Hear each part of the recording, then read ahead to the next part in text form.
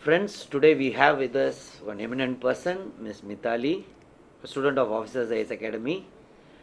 Now something unique about her, two consecutive prelims, she failed to clear this exam. Didn't give up. Third attempt, prelims, mains and interview. Now she has got All India 57th rank. So Mittali, it's a pleasure now.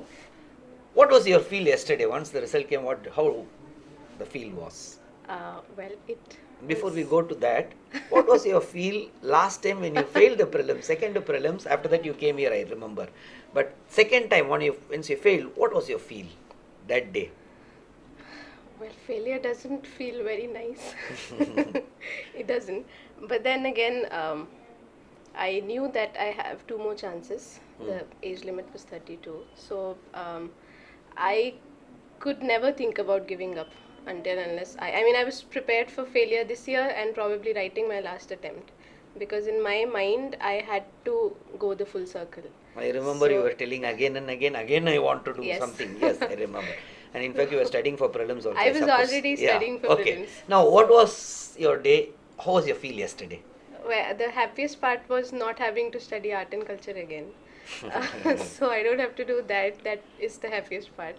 And of course, it feels amazing. It feels amazing that whatever you wanted to do, and there are things that you've dreamt of, you've thought of, those are the things that you could finally, that can manifest in a reality. Good.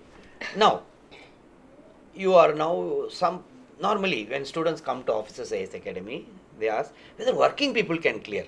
Now, I always tell twice, when I was working only, I cleared this exam both times.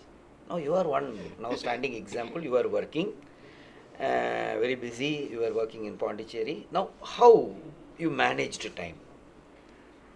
Uh, well, I it's honestly very difficult. First of all, it's not easy at all. So I was a doctor, and I had patients appointments every day.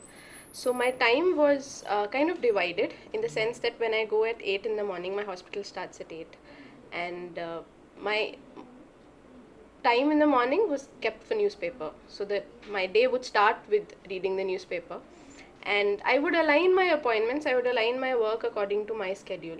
That is firstly the thing. Secondly, I think it works both ways, in the sense that you have to compartmentalize what you're doing, in the sense you have your work and you have your studies.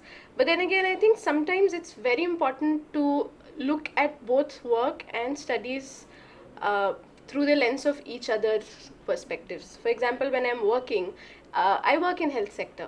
So every time I read about health, and everything that I read is happening in health sector, I relate it to my work. That makes understanding the health sector very easy. It makes it relatable. Again, what I do in my health sector, for example, if you're treating a case, you always use a method of learning. I've used a method of learning in orthodontics.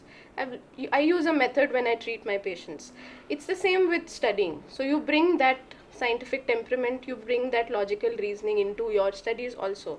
So it works both ways. It's compartmentalization and a bit of cross learning across both the things. Another thing which normally students ask, especially we have around 40% candidates, you would know very well, 40% candidates are here, females. They always have whether someone who's married can clear. Okay, I always tell every time, my batchmates, many of them were married only.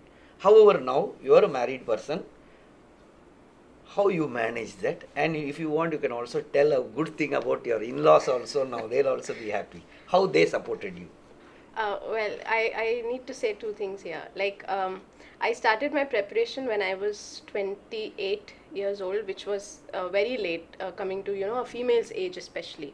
And I'll be very blunt and honest, until 2014, I had no idea what IAS is. I didn't know the full form of IAS. I just came someday and somebody was studying, and I said, "What are you studying?" And he said, "I'm preparing for IAS." And I said, "What is IAS?" It's the Administrative Services. So I think it's the day you get up and you say that I need to do it. everybody's voices should stop mattering to you, because if it is coming from inside and you want to do it, But then no, what I want is, I remember your husband coming and dropping you here. So that oh, part I want. I have an amazing support system, and So, I'm pretty sure it doesn't work without an amazing support system. Yes, I have had wonderful in-laws. My father-in-law has been so supportive throughout this whole thing. My Yeah, I mother-in-law has remember been, that. In fact, yes. your father-in-law and mother-in-law were more concerned Yes. about your exam. Okay, now, have being from Punjab, normally, okay, you're from somewhere and you have come to Tamil Nadu and you have attended some classes also. Did you find any difference? Were you comfortable? Um, I kind of didn't. I mean, in the sense that there are a few things which are different. There are people speak a different language. The way of doing things is different. But I also believe that people are largely similar in temperaments, in the way they address a problem. And in fact, to be very honest, I've always felt I shouldn't say this, but I actually felt better in Tamil Nadu, because I've always felt being taken Maybe care because of. of us. No, everybody's been very caring that, you've come from Punjab and, you're a guest, so we should take care of you. So people have been so wonderful, such amazing people here. Okay, Mittali. Now, you have become now an IAS officer. Anything you want, anything else you have to tell? Because students are going to appear this 18th prelims, Yeah. then mains is there. Anything you want to tell students? I think the only thing that I want to say is that there is nothing to be afraid of, like absolutely nothing.